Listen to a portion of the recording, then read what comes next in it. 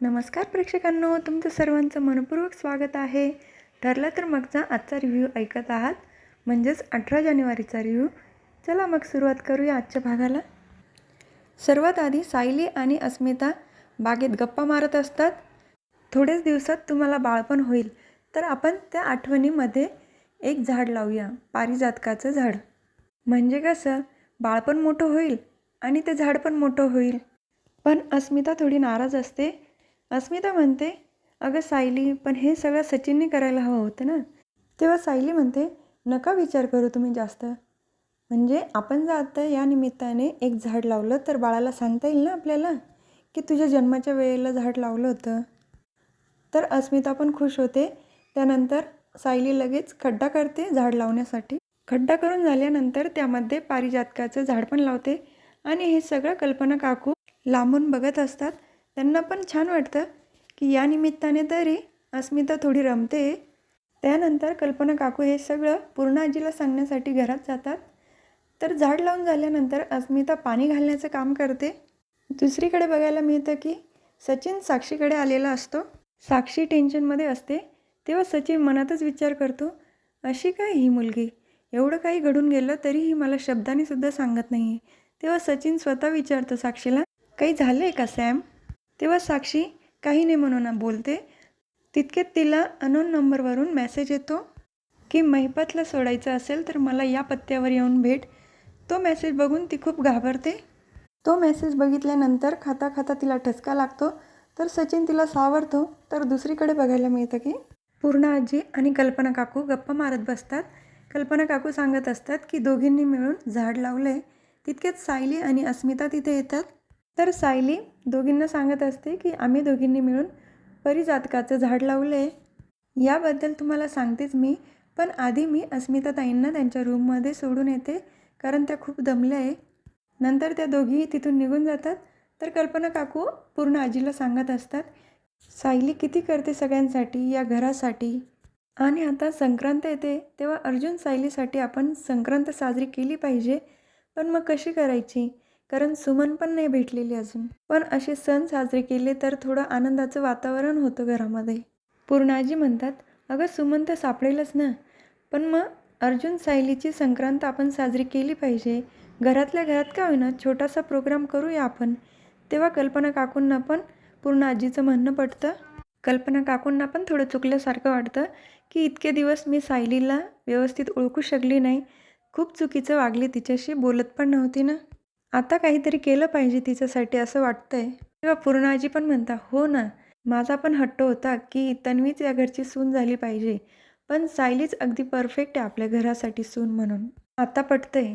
तर दुसरीकडे बघायला मिळतं की अर्जुन महिपत शिकरेकडे आलेला असतो आणि परत त्याची उलट तपासणी करत असतो. अर्जुन म्हणतो, ॲक्सिडेंटच्या दिवशी नेमकं काय झालं होतं, तुझ्या तोंडून तू स्वतःच सांग, कारण मला बऱ्याच गोष्टी माहिती आहे. तू हा ॲक्सिडेंट बाबू ड्रायव्हरकडून घडून आणला आणि तुला सुपारी देणारा नेमका सूत्रधार कोण होता, त्याचं नाव तू मला सांग. तू हे स्वतः नाही केलेलं, तुझ्याकडनं कोणीतरी करून घेतलं आहे. तेव्हा बऱ्या बोलानं सांग की नेमकं कोण आहे यामागे. आधी तर महिपत शिकरे काही तोंड उघडायला तयारच नव्हते, पण परत मनात विचार करता, या नागोबाचं नाव सांगू की काय, कारण शिक्षा तर त्याला होणार आहे, मग पुढचं पाहू काय करायचं ते.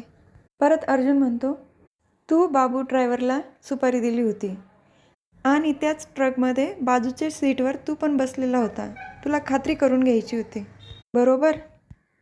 सारखे सारखे प्रश्न विचारून अर्जुनला महिपतच्या तोंडून हे सगळं वधून घ्यायचं असतं. हाच या मागचा उद्देश असतो. अर्जुन फाईल दाखवून ओरडत असतो. तर महिपत शिकरे मनात विचार करतात की या मागे तर तो आहे, त्याचं नाव जर मी सांगितलं तर मी यातनं मोकळा होईल. काय करू, सांगू का नको सांगू, खूप कन्फ्यूज झालेलं असतं ते. अर्जुन फाईल दाखवत म्हणतो, तू जर सगळं खरं सांगितलं तर यातनं वाचू पण शकतो, पण बघ विचार कर, तुला वाचायचं आहे की या सगळ्यामध्ये अडकायचं आहे. मला हेही माहिती आहे, तू खात्री करून घेण्यासाठी परत त्या ॲक्सिडेंट झालेल्या ठिकाणी गेला होता आणि त्याच वेळेला प्रतिमा आत्याच्या चेहऱ्यावर तू इजा पोहोचवली. तुला वाटलं की ही बाई जिवंत आहे, हिला संपवलं पाहिजे. या सगळ्या गोष्टी ना आम्हाला बरोबर कळतात की तू कशा जुळून आणल्या त्या. तू जरी नाही सांगितलं तरी मी शोधून काढेलच. पण तू जर सांगितलं तर यामध्ये तुझाच फायदा आहे. बघ, विचार कर. तर दुसरीकडे साक्षी पाठवलेल्या लोकेशनवर आलेली असते आणि ती मोबाईलमधला मेसेज बघते आणि खात्री करते की ती बरोबर लोकेशनवर आलेली आहे की नाही. पण ती खूप घाबरलेली असते. सगळीकडे अंधार झालेला असतो आणि ती तिथे आरडाओरडा करते, आहे का कोणी इथे, आहे का कोणी इथे. पण कोणी काही समोर दिसत नाही. दुसरीकडे परत अर्जुन आणि महिपत शिकरेंचा सीन दाखवला आहे. परत अर्जुनचे प्रश्न विचारणं चालूच असतं. तेव्हा महिपत शिकरे विचार करतात की काय करणार आहे तो नागोबा माझ्या मुलीला. सांगून टाकू का नागोबाबद्दल, मी तर सुटेल या सगळ्यातनं. तर अर्जुन म्हणतो, यापूर्वी पण तू बरेच गुन्हे केलेले आणि त्या गुन्ह्यांची जर मी लिस्ट काढायला गेलो ना तर या जेलमधून तू कधीच बाहेर निघू शकत नाही. जर तू सांगितलं ना या सगळ्यामागे कोण गुन्हेगार आहे तर तू वाचू शकतो. बघ, विचार कर. तेव्हा महिपत शिकरे पण विचार करू लागतात, काय करू, सांगू का नको, आणि आपल्या मुलीला जर काही झालं तर. परत साक्षी दाखवली आहे, ती घाबरलेली असते आणि समोरच एक बॉक्स दिसतो तिला. ती उघडून बघते तर त्यामध्ये एक चिठ्ठी असते. ती चिठ्ठी बघते तर त्यामध्ये काहीच लिहिलेलं नसतं. तेव्हा ती विचार करते की कोण मला असं घाबरवत असेल आणि कोणाला माहिती आहे की मी जिवंत आहे. इकडे तिकडे बघते पण तिला कोणी दिसत नाही. तर दुसरीकडे महिपत शिकरेंचे हात बांधलेले असतात आणि ते हवालदार तिथे खूप मारझोड करत असतात. पण तरी देखील महिपत शिकरे काही तोंड उघडत नाही. तेव्हा अर्जुन म्हणतो, जर तू गुन्हा कबूल केला ना तर हा त्रास तुला होणार नाही, म्हणजे या सगळ्यातनं तू वाचशील. तर महिपत शिकरे परत ठरवतात की मी याआधी एवढा मार कधीच खाल्लेला नाही, सांगूनच टाकतो. तर दुसरीकडे साक्षीचं सीन दाखवलं आहे. साक्षी आरडाओरडा करत असते, इथे कोणी आहे का, आहे का. तितक्यात ती जिथे उभी असते तिथे रिंगणामध्ये अडकते. तिच्या आजूबाजूला आग लागते. ते पाहून तर ती खूप घाबरते, आरडाओरडा करते. तर हे सगळी शूटिंग नागराज काका बाजूला उभे राहून काढत असतात, कारण त्यांना ती महिपतला दाखवायची असते. तर परत अर्जुन दाखवला आहे, तो बाहेर येतो आणि विचार करतो की महिपत शिकरे का बोलत नसेल, तर इथं थांबण्यात काही अर्थ नाही आहे, इथून आता निघायला पाहिजे. आणि त्याचं डोकं पण खूप दुखत असतं. तिथून तो निघून जातो. तर परत साक्षीचं सीन दाखवतात. त्या आगीमध्ये साक्षी इकडे तिकडे फिरते पण तिला काही बाहेर पडता येत नाही. तर तिथेच ती आगीला बघून चक्कर येऊन पडते. तर याचा पण व्हिडिओ नागराज काकाने काढलेला असतो आणि तो महिपत शिकरेला दाखवायचा असतो, म्हणजे महिपत शिकरे अर्जुनसमोर तोंड उघडणार नाही. तर नागराज काका लगेच फोन करतात एका हवालदाराला आणि तो व्हिडिओ महिपत शिकरेला दाखव म्हणून सांगतात.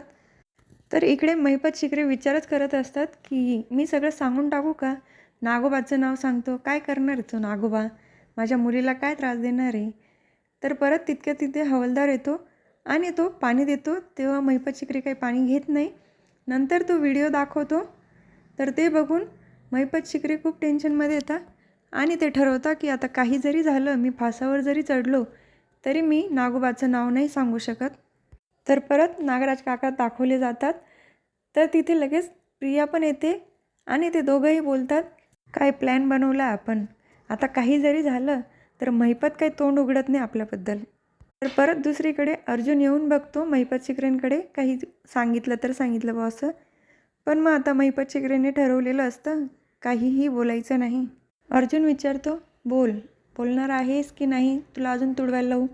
तर परत हवालदार त्याला मारतात पण तरी देखील तो काही तोंड उघडत नाही. नंतर सुभेदारांच्या घरचा सीन दाखवला आहे. कल्पना काकू, पूर्ण आजी आणि सायली तिघीही बोलत असतात. तेव्हा सायली म्हणते, पारिजातकाचं झाड लावलं तेव्हा अस्मिताताईचं चेहऱ्यावरचं हसू तुम्ही बघायला पाहिजे होतं. आधी तर त्या नाहीच म्हणत होत्या पण त्यानंतर त्या तयार झाल्या. त्यांना मी सांगितलं की आपण झाड लावलं पाहिजे, जसं तुमचं बाळ वाढेल तसं ते झाड पण वाढेल. तेव्हा त्या तयार झाल्या. त्यानंतर पूर्णाजी म्हणतात, आपण एक ठरवलं आहे, आपण सगळे सण साजरे करतो पण यावर्षी मकर संक्रांत साजरी करायची आहे, तेही घरातल्या घरात. तेव्हा सायली म्हणते, मकर संक्रांत कशाला, आता आमच्या लग्नाला तर बरीच वर्ष झाली आहे. तेव्हा कल्पना काकू म्हणतात, नाही हां, बरीच वर्ष काही नाही, आता तुम्ही ते केलेलं ते कॉन्ट्रॅक्ट मॅरेज होतं, ते काय आम्हाला मान्य नव्हतं, पण आत्ता केलं आहे ना, आता ही तुमची पहिली संक्रांत आहे, तेव्हा आपण साजरी करू. त्यांचं हे बोलणं चालू असतं. तेव्हाच तिथे अर्जुन येतो आणि तो म्हणतो, अय्या पहिली संक्रांत, मग काय पतंगच उडवायची असते ना, तेव्हा करूया ना आपण. तर सायली म्हणते, काय हो तुम्हाला एवढं पण माहीत नाही का? म्हणजे ती चिडलेली असते थोडी त्याच्यावर. ते अर्जुनच्या लक्षात येतं आणि तो मुद्दाम तिला अजून चिडवतो. तेच ना हलव्याचे दागिने वगैरे करायचे. मग तेव्हा सायली म्हणते, हो तोच, तसा कार्यक्रम आपण करायचा आहे. तर पुढील भागात बघायला मिळतं की सायली अर्जुनला ते हलव्याचे दागिने केलेले असतात ते घालायला देते, पण अर्जुन काही घालत नाही. तो म्हणतो, मला नाही आवडत हे हलव्याचे दागिने घालायला, तेव्हा मी काय घालणार नाही. तितक्यात तिथे काव्या, भूमी, सखी आणि मीरा त्या देखील तिथे आलेल्या असतात. तेव्हा काव्या म्हणते, जीजू तुम्हाला नाही ना घालायचं, थांबा मी घालून देते मग. तर सगळ्या त्याच्याभोवती गोंधळ घालतात आणि त्याला घेऊन जातात. तेव्हा लगेच सायली म्हणते, घ्या हीच तुमची शिक्षा आहे आणि आता भोगा आता तुमची शिक्षा. तर अर्जुन तिच्याकडे बघतच राहतो. सायलीला वाटलं पण नव्हतं की या पद्धतीने अर्जुनला अडकवता येईल, आणि अर्जुन असा अडकला होता ना की त्याची सगळ्या बाजूनी फजिती झालेली असते. हे बघून सायली अर्जुनला चिडवत असते. तर हा भाग इथेच संपला. उद्या पुन्हा भेटूया ठरलं तर मगच्या पुढच्या रिव्ह्यूमध्ये. तुम्हाला माझा आजचा रिव्ह्यू आवडला असेल तर माझ्या व्हिडिओला लाईक करा, शेअर करा, सबस्क्राईब करा, बेल आयकॉन दाबायला विसरू नका. Tata bye and take care.